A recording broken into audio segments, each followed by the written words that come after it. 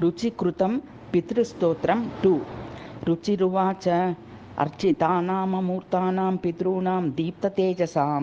नमस्यामि सदा तेषां ध्यानिनां दिव्यचक्षुषाम् इन्द्रादीनां च नेतारो दक्षमारीचयोस्तथा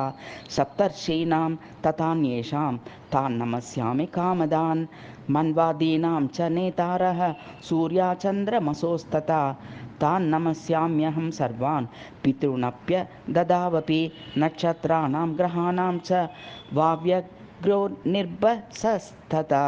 धावा पृथिव्योश्च तथा नमस्यामि कृताञ्जलिः देवर्षीणां जनितॄंश्च सर्वलोकनमस्कृतान् अक्षयस्य सदा दातॄन् नमस्येऽहं कृताञ्जलिः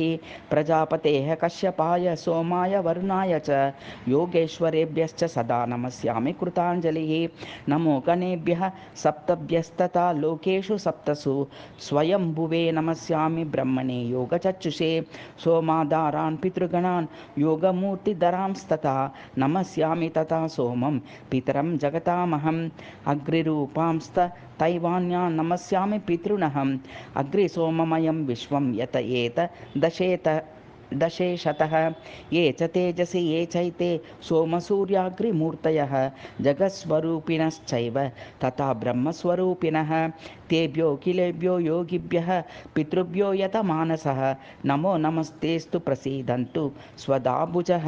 इति श्रीगरुडपुराणे ऊननवतितमोऽध्याये रुचिकृतद्वितीय पितृस्तोत्रम्।